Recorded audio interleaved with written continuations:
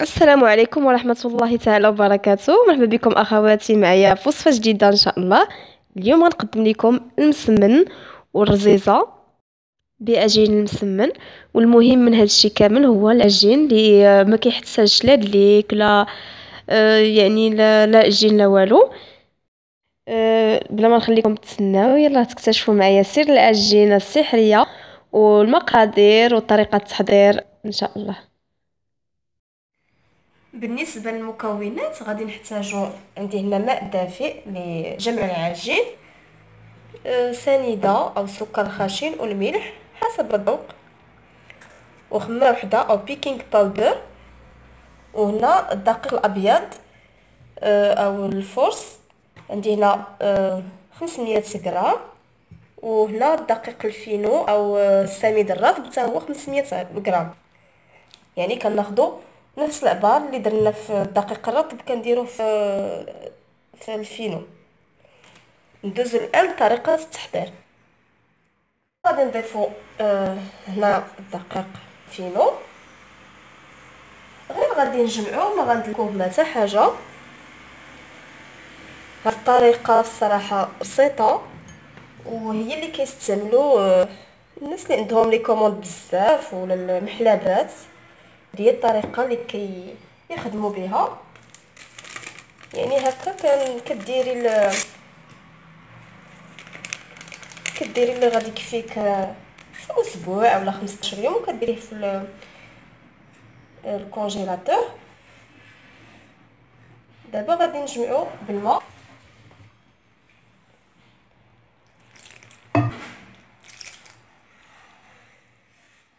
جمعتو دابا العجينه كنخليها قاصحه شويه. دابا غادي نضيفو واحد الاناء ولا في الكوكوط ولا اللي يعجبكم. انا غادي نديرو هنا، ولكن خصكم غير تسدوا عليه مزيان باش ما يدخلوش الهواء. كنخليوه واحد المده ديال نص نهار ولا 6 ساعات على الاقل كيرتاح مزيان. يعني ديك الساعه كنعاودو نستعملوه، ما كنعجنوه ما كندلكوه ما حتى حاجه. غادي نغطيه دابا بالبلاستيك الغذائي، غادي نغطيه مزيان باش ما يدخلوش الهواء بحال هكا. ولا اللي بغيتي ديري واحد الكميه كبيره ولا شي كوكوط كبيره راه غادي تسدي عليها بلا ما ديري الصفاره، غير غادي تسدي عليها بالغطاء وتخليها ترتاح كما قلت لكم مده ديال 6 سوايع تقريبا على الاقل. يعني تقدري ديريه بالليل وتخليه حتى الصباح عاد تعجنيه. هذه هي الطريقه.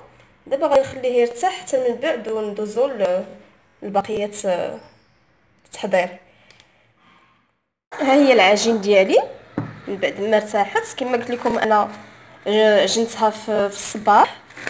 دابا هذه الخمس ديال العشيه عاد غادي نبدا في التوراق ديالها. وكنحضر هنا الزبده دايبه بالمارغرين مع القليل من الزيت، زيت المائده. وغادي نحتاج حتى شويه ديال السميده الرقيقه ولا الفينو اللي بغيتو باش كنورق هاد الخبيزات هادو. دابا غادي نشكل كويرات صغيره بالحجم اللي بغيت. غنشكل كويرات بهذا الشكل هذا وغادي نستفهم بحال هكا.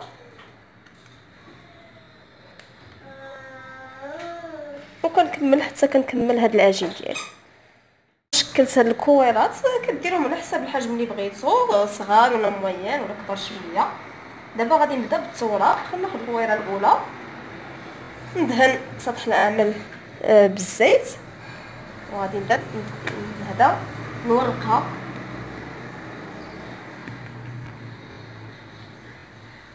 بهذا الشكل هذا.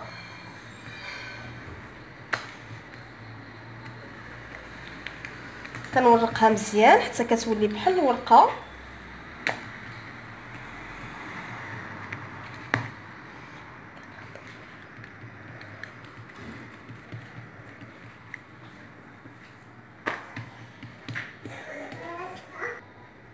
ها هي كما كتشوفوا ورقتها، وكنبقاو عليها غير بشويه باش ما تقطعش لينا الورقه. كناخذ هاد السميده الرقيقه كنرشها بهذا الشكل هذا كنتنيها على هذا الشكل. نزيد الجهه الاخرى.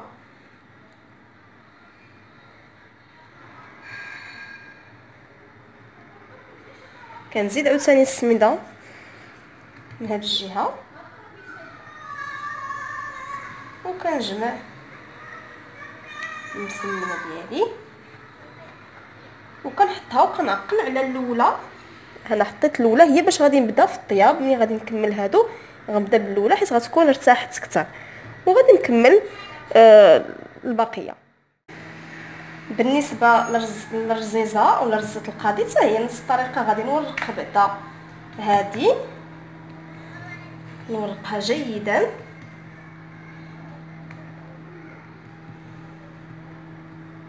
هاد الطريقه في الصراحه عمليه مزيانه كنستعملها انايا وكنحتفظ حتى بها في المجمد. وقت ما بغيتها كنجبدها كنكمل ليها الطياب وصافي. يعني ما كنطيبوهم غير نص طيبه وكنحطوهم في المجمد. وبالنسبه لي غنستهلكوه دابا راه كنطيبوهم في مره. ها هي من بعد ما ورقتها. بالنسبه للرزيزه كناخذ انا هذه ديال البيتزا. هاد القطعه هي اللي عندي. كندير خطوط على هذا الشكل.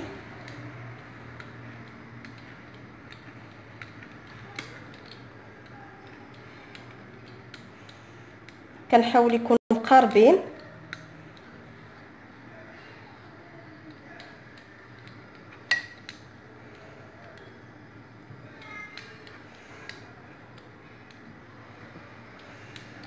حتى كنكملها. ها هي من بعد ما كملت هذا كنجي على هذا الشكل هذا. بقى غادا بشويه بشويه كنجمعها بهذه الطريقه.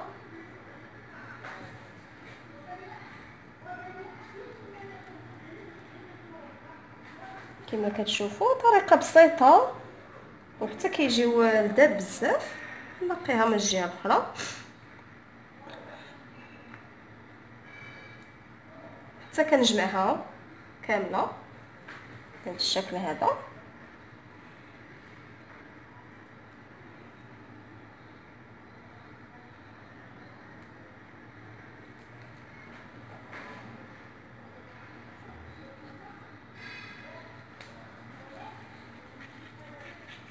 ها هي كنحطها كنجبدها شويه باش تجي طويله بهذا الشكل هذا. هكا نديرها على جوج يدي وكنجمعها هكا.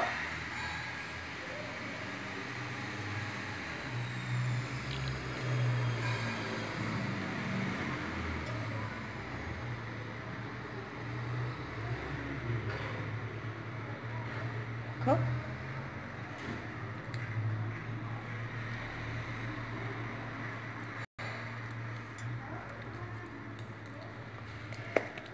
على هذا الشكل هذا. كتجي بحال هكا وكنخليها كترتاح وكنكمل بنفس الطريقه. كنتمنى تكون الطريقه واضحه.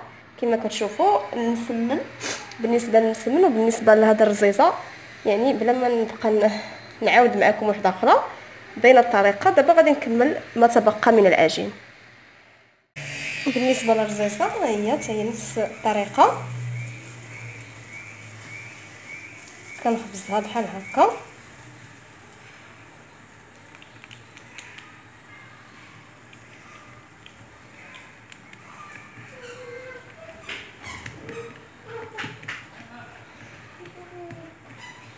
ومن بعد كنديرها فوق النار. طلعت ساخنه غادي نرش شويه ديال داك الزبده والزيت وعاد نضيف الرزيزه ديالي وندير لها كبيتيه وكنرشها ثاني وكنقلبها. ما كنخليهاش بزاف حتى كتحمر.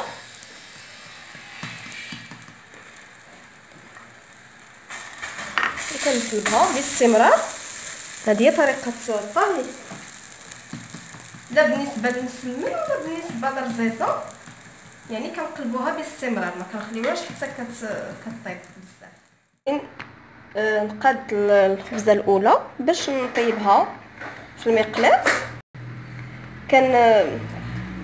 كنقرصها بهذا الشكل غير باطراف الاصابع، ما كنديرش الكف ديال يديا، بحال هكا بشويه.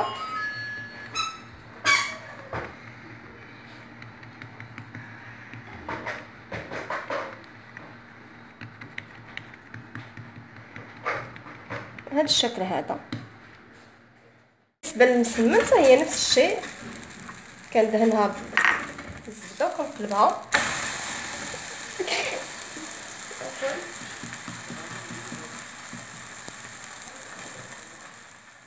كتشوفوا كتنتفخ بحال هكا. نديروها ثاني.